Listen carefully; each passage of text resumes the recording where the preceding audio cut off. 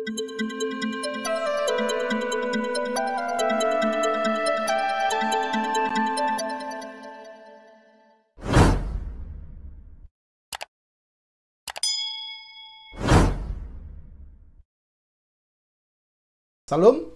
berjumpa lagi dengan saya, Effendi Tobing dalam Boker Top Channel. Terima kasih untuk semua sahabat, saudara yang setia menyaksikan tayangan-tayangan video saya. Saya memahami bahwa ada beberapa konten yang terakhir ini memang satu konten tentang Trinitas. Itu bukanlah satu konten yang mudah dipahami, sehingga mari teman-teman kita berusaha untuk menontonnya dengan seksama, dan bila memungkinkan kita perlambat supaya kita dapat memahami. Dan sebagai informasi bahwa semua konten ini bukan asumsi belaka, tapi ini adalah hasil penelitian saya dengan membaca dan banyak referensi yang saya pakai untuk mempresentasikannya. Karena itu saya berharap ini bisa menjadi berkat. Hari ini masih dalam seri Trinitas. Kita akan membahas satu topik, yaitu Trinitas dalam konteks Shema Israel. Pada bagian pertama kita sudah membahas perbedaan Trinitas dalam konsep Yahudi Rabbinik dan Kristen.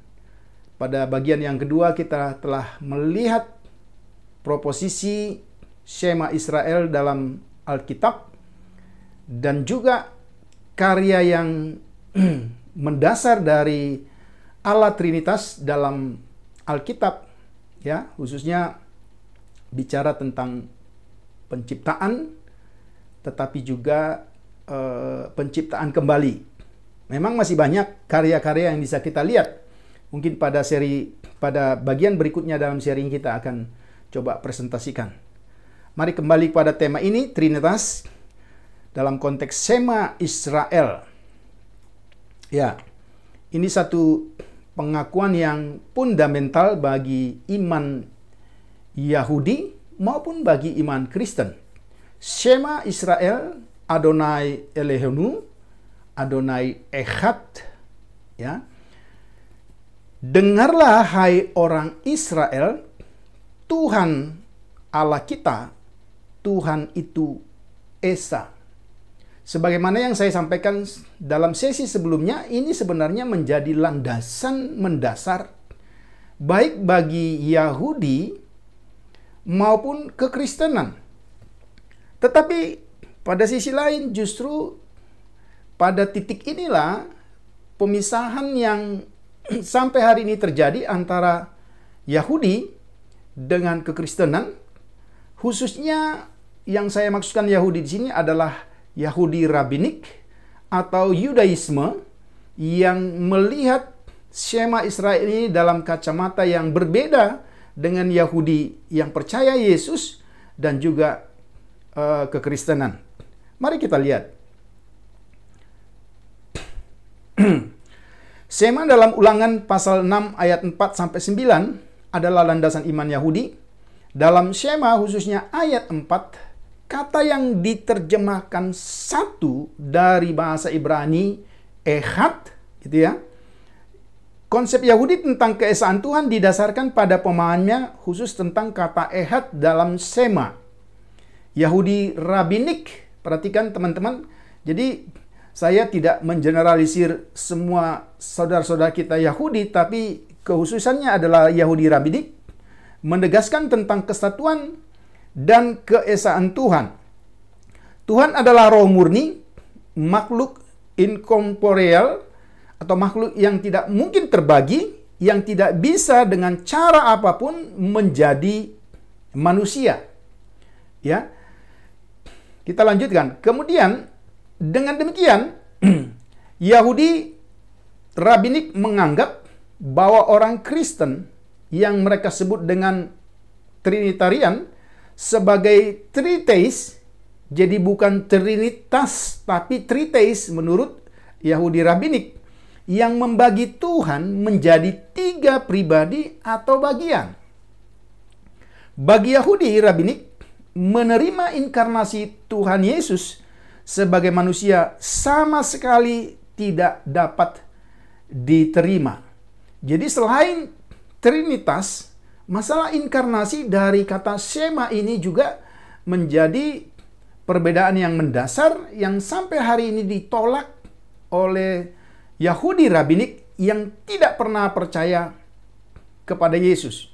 Bahkan beberapa traktat-traktat dalam Talmud, kalau kita membacanya itu, ada semacam, seperti yang pernah saya tampilkan, ada semacam penghinaan secara terus terang baik kepada Yesus, lebih khusus lagi kepada Bunda Maria, ibu Yesus secara fisik.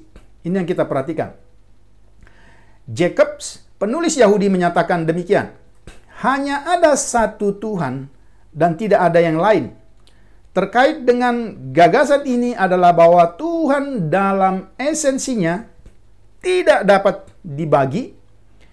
Dewa seperti Baal dapat dipecah seolah-olah menjadi berbagai dewa lokal. Oleh karena itu, bentuk jamak Balim dan Asteroth ditemukan dalam Alkitab ketika berbicara tentang dewa-dewa pagan. Saudara harus mengerti, komentar dari Jacob ini, seorang penulis Yahudi, sebenarnya dia ingin membuat perbandingan yang ingin menegaskan bahwa Allah tidak mungkin seperti Baal atau Asteroth yang ada dalam Perjanjian Lama. Yang saya yakin juga kita sebagai orang Kristen tidak memahaminya seperti itu. Ya, tapi analogi ini begitu logis, tapi sangat berbahaya untuk kita terima. Ya, kelanjutan dari kutipan itu dia katakan, ya, sementara komentator yang lainnya misalnya, dia katakan begini, yang bernama Gerald Root, ya, mitologi pagan menggambarkan bahwa setiap dewa melakukan urusannya sendiri. Namun tidak ada konflik seperti itu ketika hanya satu Tuhan. Teman-teman, saya mau berhenti di sini sejenak. Lihat, ini analogi yang mereka bangun, ya, untuk menggolkan asumsi mereka tentang satu yang absolut. Mereka membangun satu analogi dengan Allah yang satu absolut itu dengan dewa-dewa pagan, ya. Padahal sekali lagi saya sebagai anak Tuhan, orang Kristen, kita tidak pernah berpikir seperti itu, ya. Namun tidak ada konflik seperti itu ketika hanya ada satu Tuhan. Nah, kalimat berikutnya. Jika ada banyak dewa, dalam pemikiran mereka, ingin mereka tekankan, jika ada 3 Tuhan yang disembah orang Kristen, tidak akan ada keseragaman di alam semesta. Sedangkan dengan Adonai, tidak ada konflik seperti itu. Lihat, mereka membangun presupposisi mereka ingin menjerumuskan kekristenan kepada penyembahan berhala dengan 3 Tuhan. Ya. Sebagai contoh, jika Adonai bertanggung jawab hari ini dan dia telah membuat cahaya untuk melakukan perjalanan dengan kecepatan 186 mil per detik, dan jika besok Tuhan lain memegang kendali dan dia ingin cahaya bergerak dengan kecepatan 50.000 mil per detik, seluruh alam semesta akan mengalami kekacauan. Itu baru hanya satu contoh dari beribu bahkan berjuta-juta kemungkinan ilustrasi yang tidak terhitung. Tuhan pasti Tuhan tanpa saingan. Wah, ini sebenarnya satu analogi yang menurut saya menggelikan, ya. Tapi analogi ini bagi banyak orang Kristen yang tidak memiliki dasar bisa jadi terjebak gitu, ya. Karena pemahaman mereka sudah mengkerucut menjadikan Allah orang Kristen itu adalah 3 Allah. Apakah seperti itu yang kita pahami? Tentu tidak. Nah, kemudian lebih lanjut, Yahudi rabbinik menegaskan pandangan mereka tentang keesaan Tuhan dengan mengutip salah satu bagian firman Tuhan dalam kitab Yeremia 10 ayat 11. para Allah yang tidak menjadikan langit dan bumi akan lenyap dari bumi dan dari kolong langit ini. Mereka mengutip ayat ini. Oke? Melalui teks ini, seolah-olah Yeremia menulis langsung kepada orang Babel yang akan menaklukkan Israel bahwa Allah mereka bukanlah Allah sama sekali. Mereka tidak membuat langit dan bumi. Tuhan Israel lah yang akan mendisiplinkan Israel karena mereka telah mengejar dewa-dewa yang bukan Allah. Saudara, perhatikan baik-baik. Inilah sebenarnya kalau kita membaca dalam kitab Yeremia, inilah perbedaan konsep Yeremia dengan konsep bangsa Israel yang dibuang ke Babel. Kalau Yeremia berpikir, dan itu ditegaskan dalam tulisannya, bahwa sesungguhnya yang membuat mereka dibuang sebenarnya penghukuman sekaligus didikan Tuhan. Karena apa? Karena mereka gagal menyembah kepada Adonai. Tetapi konsep Israel berbeda. Mereka pikir ini sebenarnya karena kegagalan mereka justru taat kepada Allah yang diberitakan oleh Yeremia. Saudara, perhatikan ini. Ini dipakai dan ini menjadi lubang bagi Yahudi Rabinik untuk kemudian mengklaim bahwa sesungguhnya kekristenan itu menyembah 3 Allah. Ya, kita perhatikan. Dewa-dewa Babel tidak menciptakan apa-apa. Allah dalam bahasa Aram mengatakan kepada Babel bahwa Allah-Allah mereka tidak ada apa-apanya dan akan lenyap dari muka bumi. Kemudian kita lanjutkan. Bagi Yudaisme, gagasan kesatuan Tuhan mencakup gagasan bahwa tidak ada keragaman. Keberadaannya atau keberadaan Tuhan adalah kesederhanaan yang absolut, tidak mungkin terbagi. Oke? Mereka memandang Kristen sebagai triteisme, penyembah 3 dewa, ya sama dengan pagan, ya orang-orang kafir. Sebagaimana tercermin dalam pernyataan berikut. Oke. Keesaan Tuhan yang sakral bagi agama Yahudi melampaui segala-galanya, sama sekali tidak dapat didamaikan dengan gagasan Kristen tentang keterpisahan dari wujud ilahi, dan yang terpenting dengan kepercayaan akan inkarnasi. Sekali lagi saudara, ada 2 hal yang mendasar, yang berbeda, yang ditolak secara terang-terangan, yaitu Trinitas, kemudian yang kedua inkarnasi. Sampai kapanpun ini tidak pernah terjadi pemahaman yang sama, karena mereka sudah mulai dengan presuposisi yang salah dan yang menyesatkan. Ini yang kita perhatikan. Kemudian, ya, menurut kepercayaan Yahudi, Tuhan adalah roh murni, transenden secara kekal, dan terpisah dari sisa-sisa kejasmanian sekecil apapun. Ini pandangan-pandangan rabinik Yahudi yang studi Torah tentu ya. Kita perhatikan. Di sisi lain, kekristenan menyatakan bahwa Allah menjadi manusia dalam diri Yesus. Ya, dalam konteks PL tentu Yeshua HaMashiach, sebuah ajaran yang bertentangan dengan semangat Yudaisme. Bukankah ini bertentangan dengan semua ajaran Yahudi tentang Tuhan yang menekankan dan menegaskan bahwa Tuhan tidak seperti manusia dan tidak akan pernah bisa menjadi manusia atau bahkan menyerupai manusia. Ini yang kita pahami. Oke. Ya, mari kita lanjutkan. Yudaisme rabinik tidak dapat menerima Tuhan menjadi manusia, sama halnya dengan Yudaisme rabinik tidak dapat menerima penempatan sifat-sifat ilahi pada manusia. Oke, jadi ada 2 diskusinya sesungguhnya tentang Trinitas ini yang berimbas sebenarnya adalah kepada inkarnasi. Monoteisme Yahudi tidak hanya meniadakan banyak Tuhan, tetapi penolakan yang sesungguhnya terhadap personifikasi Tuhan di satu sisi dan pendewaan manusia di sisi lainnya. Oke. Ya. Oleh karena itu, penolakan Yudaisme untuk menyembah Yesus tidak hanya disebabkan oleh penolakannya terhadap doktrin inkarnasi, catat baik-baik, kepercayaan bahwa Allah menjadi manusia, tetapi juga karena penolakannya yang menantang terhadap segala upaya untuk menyamakan sifat-sifat ilahi dengan manusia biasa.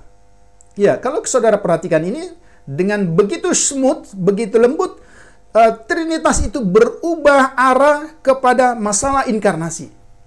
Ya, dan ini satu pemikiran yang menurut saya pemikiran yang tanda kutip begitu cemerlang dari rabbinik Yahudi, tapi mohon maaf, ini bukanlah ajaran Alkitab.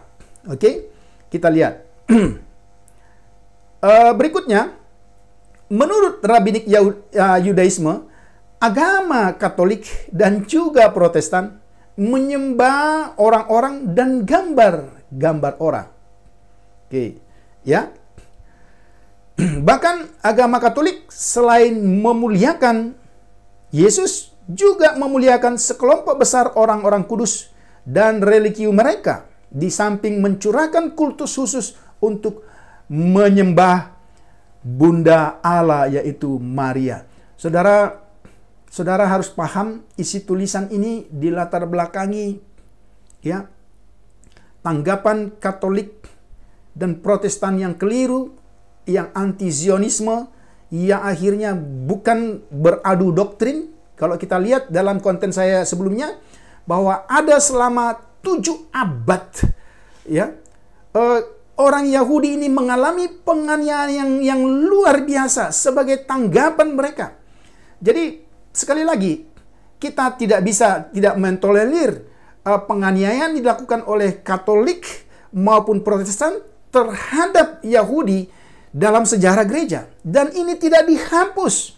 Ini satu jejak langkah gelap Katolik dan Kristen yang memberi tanggapan yang keliru. Ya, kalau kita memperhatikan itu dari abad-abad 4 dan seterusnya. Ini yang kita lihat, ya. Kemudian berikutnya, pemahaman tentang Ulangan pasal yang ke-6 ayat 4. Mari kita perhatikan. Sekarang kita fokus pada pemahaman tentang Ulangan 6 ayat 4. Ehad telah menjadi kata yang dipersulit untuk ditafsirkan, atau lebih diberikan definisi terbatas yang sempit oleh Yudaisme rabbinik. Dengan kata lain, teman-teman, begini, kita harus akui bahwa memahami kata Ulangan 6:4, khususnya kata ehad, satu, itu memang bukan sesuatu yang begitu gamblang. Tetapi ini semakin dipersulit oleh karena presaposisi Yahudi rabbinik yang sudah mulai dengan penolakan. Ini yang kita perhatikan. Ulangan 6:4 dalam bahasa Ibrani Shema berkisar pada 4 kata saja. Saudara perhatikan ya. Ya. Adonai Elehenu, Adonai Ehad. Oke, jadi ini yang kita lihat. Tuhan Allah kita, Tuhan adalah satu. Oke, saudara perhatikan. Ini yang kita perhatikan. Kemudian kita lihat pemahaman-pemahaman yang pertama. Oke, tidak ada masalah dengan kepercayaan atau interpretasi dalam Shema Israel. Juga tidak ada masalah dengan kepercayaan atau interpretasi dengan kata Tuhan Allah kita. Jadi 4 kata itu hanya ada 1 kata masalah yang menjadi masalah pokok. Kita akan perhatikan. Yahweh adalah nama pribadi, atau Adonai adalah nama pribadi Israel untuk Elohim mereka yang adalah pencipta dan pembuat perjanjian. Jadi kita bisa bedakan nama-nama ini, ada yang ada yang tunggal, ada yang jamak gitu ya. Nah, tapi nama Adonai itu memang nama pribadi yang mengkhususkan menjelaskan relasi Allah dengan manusia, dengan Israel, dan dalam relasi perjanjian Allah dengan umatnya. Oke, masalah utama terletak pada Tuhan adalah satu. Tetapi kesulitannya ialah apa yang dimaksud dengan satu. Oke, satu. Ya, ini di sini kita akan melihat. Oke, ada 4 interpretasi. Tuhan adalah satu diterjemahkan dalam 4 cara yang berbeda, yang masing-masing menggabungkan aspek tertentu dari penafsiran mereka. Mari kita lihat. Pandangan pertama dari Ulangan 6 ayat 4 adalah Tuhan adalah Allah kita. Tuhan itu sendiri. Ehad artinya sendiri. Oke? Bahasa sederhananya seperti itu. Pandangan ini secara langsung memahami Shema sebagai bagian dari konteks ulangan secara luas. Saya pikir ini interpretasi yang benar. Ketika kita melihat satu kata, kita tahu ada lingkaran, kata itu dengan frase, kata itu dengan kalimat, kata itu dengan ayat, kata itu dengan bagian-bagian tertentu. Sehingga ketika kita memberi interpretasi kepada satu kata dalam satu teks, yang bertanggung jawab seharusnya menafsirkan kata itu pada konteksnya. Jadi jangan lompat kemana-mana teman-teman ya. Saya pikir ini satu kelemahan dari hamba-hamba Tuhan termasuk pendeta-pendeta yang begitu menafsirkan satu teks, dia lompat kemana-mana, dia lupa ada konteks dari teks. Ya, Shema berfungsi sebagai pengantar untuk memotivasi Israel menjaga perintah dalam mencintai Tuhan, itu di ayat 5. Gagasan ini sangat cocok dengan perintah dalam ayat, karena Tuhan adalah Tuhan Israel yang unik, berdiri sendiri, ya, berbeda dari Tuhan yang lain, dan kewajiban Israel adalah untuk mencintai Tuhan itu. Wah, ini interpretasi yang pertama. Oke, interpretasi yang kedua dari Ulangan 6 ayat 4 mengungkapkan interpretasi sebagai Tuhan Allah kita. Tuhan itu Allah yang unik, hanya satu. Oke? Dan saya pikir kita semua sepakat dengan pandangan Yin juga ya. Penganut pandangan ini menyatakan bahwa Ehad harus dipahami sebagai hanya satu atau satu yang unik. Oke. Ini adalah satu Tuhan yang memimpin mereka, mencintai mereka, dan memberi mereka hukum. Tuhan melakukannya tanpa bantuan dewa-dewa asing. Ya, dalam konteks Kanaan tentu. Shema melihat kewajiban Israel untuk menanggapi Tuhan yang unik ini dalam kasih dengan mentaati hukum, termasuk Dekalog, ya, atau 10 perintah, atau 10 firman perkataan. Pandangan pertama dan kedua, ini adalah pandangan yang sangat dekat satu dengan yang lainnya. Pandangan yang ketiga, atau interpretasi yang ketiga dalam Ulangan 6 ayat 4, dalam memahami Shema adalah Tuhan Allah kita, Tuhan adalah Esa. Penganut pandangan ini menunjukkan bahwa kata Esa bukanlah gelar atau nama Tuhan, tetapi kata sifat dari kualitas. Oke, kita perhatikan. Oke. Korelasi antara dua bagian dari Ulangan 6 ayat 4 menunjukkan bahwa penafsiran Shema tidak ditunjukkan terhadap politeisme saat ini atau monoteisme yang tidak abstrak, tetapi ini adalah klaim ketaatan total Israel dengan mengesampingkan yang lain. Oke, jadi kita lihat tidak ada pemahaman di sini yang bersifat pemahaman Esa yang bersifat absolut. Oke, kita perhatikan itu ya. Pandangan yang keempat, saya pikir di sini kita harus bertumpu, meskipun pandangan pertama, kedua, ketiga dapat kita terima, tapi pandangan yang keempat ini menurut saya lebih lengkap dan inilah pemahaman kita seharusnya. Pandangan ini mengatakan bahwa Tuhan Allah kita, Tuhan adalah kesatuan yang esa. Jadi ehad sama dengan kesatuan yang majemuk atau kompleks atau kesatuan yang bersatu. Ya, pandangan ini tidak hanya mencakup keunikan dan keesaan Allah, tetapi juga kesatuan Allah yang diekspresikan dalam 3 pribadi. Namun, keesaan ini merupakan kesatuan yang majemuk, bukan numerik. Satu, bukan satu matematik, tapi satu adalah satu dari kesatuan, termasuk pribadi, 3 pribadi yang bersatu di situ.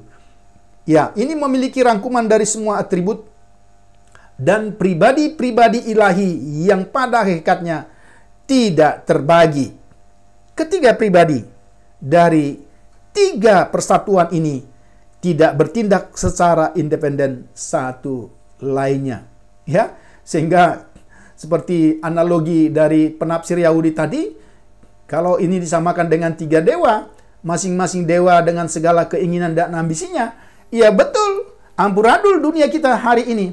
Tapi ini adalah analogi yang absurd, yang tidak bisa kita terima, teman-teman. Oke? Ya.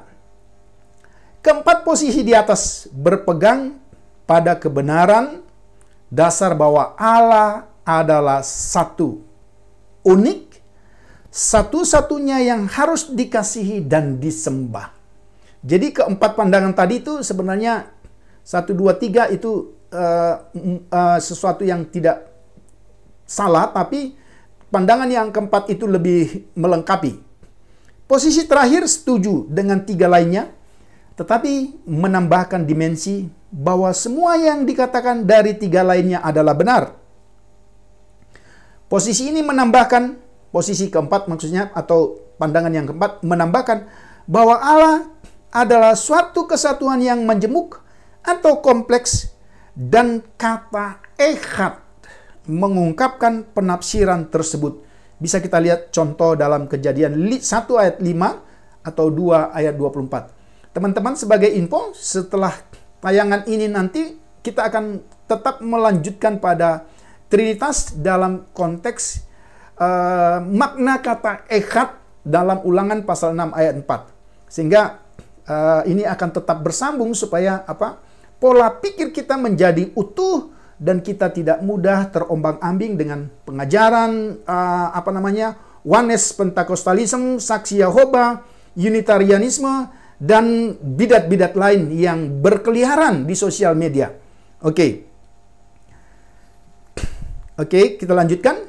Meskipun ada 4 pandangan terhadap makna kata ehad dalam Ulangan 6:4, namun berbagai interpretasi terhadap kata ini masih belum mencapai kesepakatan yang final.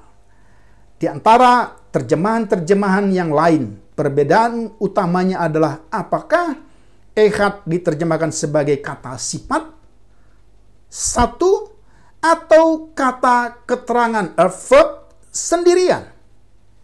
Teman-teman, mari simak lagi tayangan ini dalam seri Trinitas berikutnya. Tuhan Yesus memberkati. Salam.